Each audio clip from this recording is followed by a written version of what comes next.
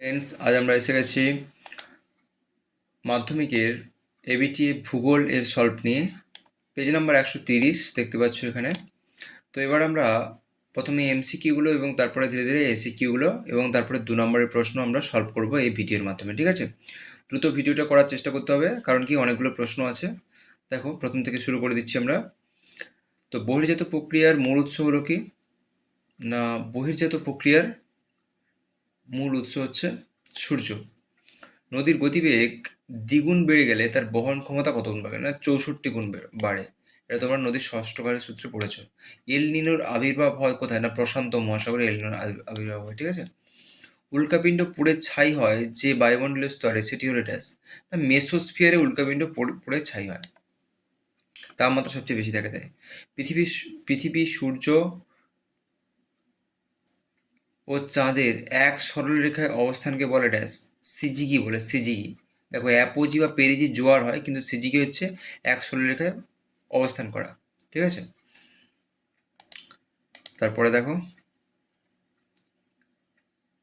বলছে কি সমুদ্র স্রোত সৃষ্টিতে সব থেকে বেশি প্রভাব বিস্তার করে হচ্ছে নিয়ত বায়ু। ওকে, এবার একটি জৈব ভঙ্গুর বর্জ্য হলো কি? তো একটি জৈব ভঙ্গুর বর্জ্য হলো কাগজ, কারণ কি এটা সহজে মাটির সাথে মিশে যায়। ভারত এবং পাকিস্তানের সীমানা নির্দেশকারী রেখাটি কি? Radcliffe line. তারপরে দেখো, ভারতের সর্বাধিক প্রচলিত জলসেচ পদ্ধতি হলো কি? কূপ ও নলকূপ পদ্ধতি, ঠিক আছে? ভারতের কোন প্রকার অরণ্যের পরিমাণ সবচেয়ে বেশি আছে? না ক্রান্তীয় চিরহরিত অরণ্য সবচেয়ে বেশি আছে, ঠিক আছে? চলো তারপরে দেখি আমরা। দেখো, ভারতে অবস্থিত হিমালয় সর্বোচ্চ শৃঙ্গের নাম কি? দেখো, এটা অনেকে কনফিউশন থাকবে, কনফিউশনের কোনো কারণ নেই, কাঞ্চনজঙ্ঘাই হবে, ঠিক আছে? এভারেস্ট নেপালে অবস্থিত, এভারেস্ট নেপালে। ওকে, তারপরে দেখো, সোনালী তন্তু বলা হয় কাকে? সোনালী তন্তু বলা হয় পাটকে। ভারতের বৃহত্তম পেট্রোরসায়ন শিল্পকেন্দ্রটির নাম কি? না জামনগর হচ্ছে বৃহত্তম পেট্রোরসায়ন শিল্পকেন্দ্র। মিলিয়ন সিটের অক্ষরেখা ও দ্রাঘিমারেখার বিস্তীর্ণ 4°x4°। তারপরে দেখো, যে কোনো 6টি প্রশ্ন উত্তর দিতে বলেছে, তো আমরা এখানে সবগুলো করে দিয়েছি, তোমরা সবগুলো করার দরকার নেই। বিভিন্ন প্রকার বহির্জাত শক্তির দ্বারা ভূমিভাগের সমতলীকরণ ঘটলে তাকে পর্যায়ন বলে। হ্যাঁ, এটা ঠিক। তারপরটা ভুল। দেখো, ভুল ঠিক করে তোমরা দেখে নাও, হ্যাঁ, বললে টাইম নষ্ট হবে। কারণ কি যদি প্রশ্ন উত্তর হয় সেগুলো আলোচনা করা দরকার। গৌণ জোয়ার সৃষ্টির শক্তি হলো বিকর্ষণ বল। ভুল। যাই হোক, দেখে নাও এবার। তারপরে চলো ড্যাশ পূরণগুলো করি। যে কোনো 6টি করতে বলেছে ড্যাশ পূরণ। দেখো,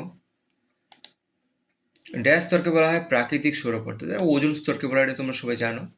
মরু অঞ্চলের শুষ্ক অগভীর নদীখাতকে ওয়াদি বলা হয়। ওকে, পৃথিবীর বৃহত্তম সামুদ্রিক মগ্নচড়া হচ্ছে গ্র্যান্ড বাঙ্ক। জীবাণু দ্বারা বর্জ্য পদার্থের বিয়োজনকে বলা হয় কম্পোস্টিং। ওকে, ভারতের কফি গবেষণাগার রয়েছে চিকমাগালুতে। আচ্ছা, বৃষ্টির জল সংরক্ষণে অগ্রণী রাজ্য কি? তামিলনাড়ু। এটা আসতে পারে পরীক্ষায়। ভারতের সর্বাধিক অরণ্যাবৃত রাজ্যের নাম কি? মধ্যপ্রদেশ। সবচেয়ে বেশি অরণ্য আছে মধ্যপ্রদেশে। ওকে, কোন তিথিতে জোয়ারের জল সবচেয়ে বেশি প্রবল হয়? না অমাবস্যা তিথিতে। তার বলছে কি পৃথিবীর অ্যালবেডোর পরিমাণ কত? না 34%। একটি ল্যান্ডফিল গ্যাসের নাম হচ্ছে মিথেন গ্যাস, NH4। ভারতের বৃহত্তম সরকারি লৌহ ইস্পাত শিল্পকেন্দ্র হচ্ছে ভিলাই। এবার কোন শিল্পকে শিল্পের শিল্প বলা হয়? না ইঞ্জিনিয়ারিং শিল্পকে। ভারতের আদমশুমারি অনুযায়ী শহরের ন্যূনতম জনসংখ্যা কত হতে পারে? এটা আমাকে কমেন্ট করে তোমরা উত্তর দাও, কারণ কি এটা তোমাদের সবার বইতে আছে, এটা তাই আমি সলভ করাইনি। ওকে, তারপরে দেখো, ভারতের উন্নয়নের জীবনরেখা বলা হয় কোন পরিবহনকে? জলপথকে বলা হয়, ঠিক আছে? ভারতের মহাকাশ গবেষণা সংস্থার নাম হচ্ছে ইসরো, ইন্ডিয়ান স্পেস রিসার্চ অর্গানাইজেশন। তারপরে দেখো, মানাপাস আছে ভারতের সর্বোচ্চ গিরিপথ, মানাপাত। তারপর হচ্ছে তাঞ্জাবুর দক্ষিণ ভারতের ধানমন্ডা বলা হয় থাঞ্জাবুরকে বা তাঞ্জাবুরকে। Very very important question. সোনালী চতুর্ভুজ ভারতের জাতীয় সড়ক। আর SPOT স্পট ফ্রান্সের সাথে যুক্ত। ওকে, তারপরে দেখো,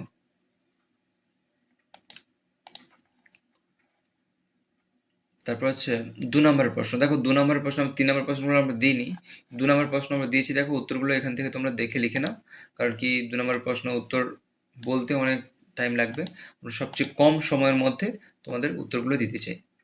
দেখে নাও, জলবিভাজে গিয়ে ভিডিওটা পজ করে লিখে নেবে, ঠিক আছে? দেখো, বান ডাকা,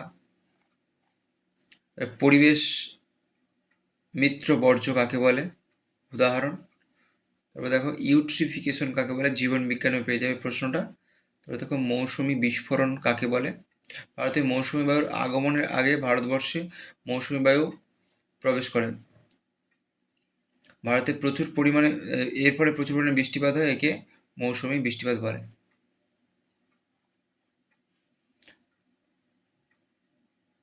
ধারণযোগ্য উন্নয়ন কাকে বলে লিখবে এটা। তবে দেখো, অনুসারী শিল্প কাকে বলে। ভারতের কৃষিতে সবুজ বিপ্লব।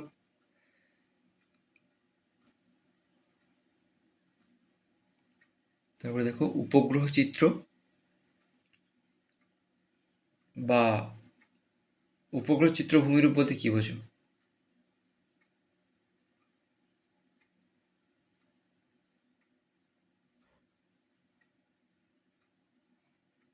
তারপরে দেখো, পিক্সেল কাকে বলে। লাস্টে তোমাদের একের দাগের অথবার কোশ্চেনটা লাস্টে দেওয়া আছে, এটা সে পেটিমেন্ট কাকে বলে, বইতে পেয়ে যাবে এগুলো। ওকে, তো বন্ধুরা, আজকের ভিডিও এই পর্যন্ত। ফিরে আসছি পরের ভিডিও নিয়ে। Thank you for watching my video.